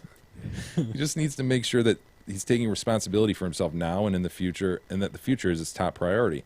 I'm already fearful of the millions of millennials who will one day be elderly with no one to care for themselves due to their living with a drifter mentality. This will certainly result in all of us hardworking contributors to society having more of our paycheck taken to provide for them. Don't become one of these people, Eric. Get off your ass, grow up, and prove to all of us you're more than a walking and breathing punchline. I know you say that you love your life, but let's see how much you love it when your safety net is gone and you are left having to suckle at the taxpayer's teat. I guess we will God just have damn to it. see what will happen. I think he's honestly happy in life. I do, which sucks. He's a serious He doesn't simpleton. just, yeah. Like, dude, I'm telling you, there's Ignorance is something bliss. about that is kind of awesome. Like, most of us go through life like, oh, fuck, what am I going to do? It's a What do I pan-like do? existence. Yeah, but if you're just, like, going through it just like, hell yes, this rules. No expectations, just love living in, going to a hotel, getting on a plane to anywhere. I mean, Hell yes. When those are like Living the highlights. dream. Yeah. When the mundane is exciting. I've said people it changes can, everything. I know he doesn't It is. believe it, but the reality is, I told people that if my plane had crash landed on the way home from San Francisco, that you could. I've that done it people- all. If people knew me, they could say that I did everything I said I wanted to do. I did so- it my way. Exactly. I've lived a life that's full. I've traveled each and every highway. But I could die more, tomorrow and I much would be more happy than with this, what was. I did it my way. Matt writes in, Jay, thanks for the mulligan. This is the guy who wrote in the other day about E probably committing suicide in the near future. Sure. I'd like to add something further for Big E We'll to frame it consider. as a suicide, for the record. Yeah. He likes to say how much he's in the best place he's ever been in life. A lot that undoubtedly has to do with living for free in his parents' basement. Basically, he gets to live off the back of them and go to his faggoty little dance festivals without a care in the world. I suppose I'd be pretty happy, too, if I got to live off the backs of others, but some people on this earth have to do the You should providing. try it. It's great. What he doesn't seem to realize is that all the people giving him crap see him for what he is, a complete load and burden on society. Not that worried seriously, about it. Ooh, that hurts. That stings a seriously, little what bit. is he contributing? He's the resident retard at the podcast, which is all fine and well, but honestly, the show would continue to excel without him. In fact, a lot of people would probably argue it's better without him. Well, you can this, talk to the two guys running the show. Better trained. what this all boils down to is when will Big E become a man and contribute to society? Right now, he's a child. He went on a bitchy little rant the other day about the different generations, saying theirs is the best. But honestly, at some point, each generation makes their contribution in their way, albeit some more than others. I'm not as much a history buff as Big E, but I do enjoy World War II history. I think about the men. Overrated. I think about the men, almost half Big E's age, who left their farms in the heartland to free one continent from fascism and fend off Imperial Japan on another. Then I think about Big E gloating about how many different colored wristbands he's accumulated with this rave family and how much street cred that gives him. The street cred was a little facetious. to be Seriously, clear. man, grow the fuck up, says Matt. Oh, don't know the what's stark contrast between not- Big E and the men who stormed the beach at Normandy. yeah. The men! Look at the guy across from me. Would Mike storm the beaches and leave his farm? And We don't know. If I was asked. Well, we don't know that I would either. Oh, we do know you know. wouldn't. I know you wouldn't Deserter. either, my man. He would desert so quickly. Hell yeah, I would. I can go He'd to get Canada. lost on his way to Canada. He'd be like, I'm gay. I can't go in the military. Good I'm point. gay. Yeah, you I would. think I got the asthma. Oh. Dude, I don't know what this. Here's the I can't say thing. Like, anything. I know don't it care. sounds just good don't on know what to tell on you. paper. Do we really want E to be this like responsible, normal, contributing member of society, If I or do did, you I'd want be the off guy this that show, but- that shits his pants? I'd be off this. I mean, let's be totally honest. You want the guy that picks up black hookers in Chicago. Oh, I haven't gets heard that ro- story. Tell me that one. Gets rolled by deuces in I don't tell it Vegas. that often either anymore. The guy that panhandles to a poor Canadian family in Vegas with absolutely no shame. Or do you want a responsible, well-contributing member of society? I'll take the guy that shits his pants. The guy that panhandles to a poor Canadian family.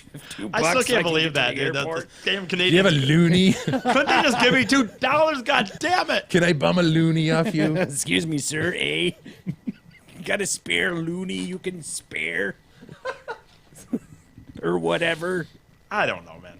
What am I gonna say? Nothing. I don't care. That's right. You don't care. Brad writes in, Mike J, an underwear defiler. I just listened to Big E's story about blowing out his Simpsons pants and accompanying underwear from episode 612. While I have not had the experience of shitting my pants as an adult, I will admit that I've had a couple of close calls. This topic reminded me of a conversation A that lot I of people had overheard. close calls, right? Probably. It's reminded me of a conversation I overheard at a concert a few years ago. Oh, boy. We had several guys sitting behind us talking about how drunk they got every weekend before the show started. I didn't hear what led up to this line, but my interest was piqued when I heard one guy proclaim, I guess I'm lucky then because I've only shit my pants at one sporting event. He seemed to be proud of this fact, so the other guys he was with must have said that they had multiple incidents. He then talked about how he was holding it in during a Wings game that had gone into overtime. When the Wings finally scored, he stood up, raised his arms in the air, and fully expressed his bowel and all the excitement.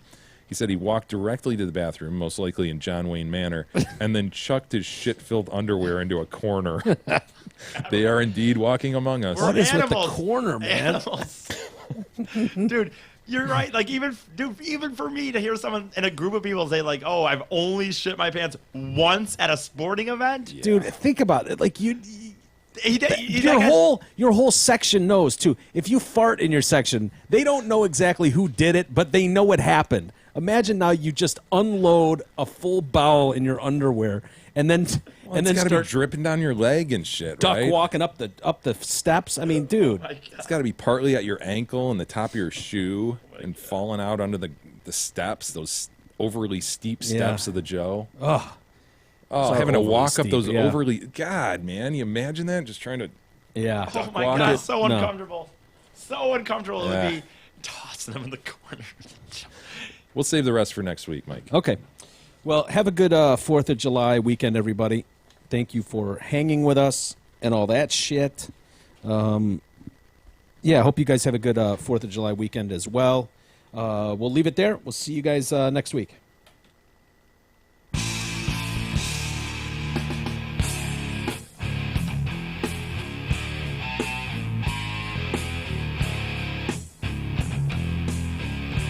You've been listening to the Detroit Cast with your hosts, Mike and Jay.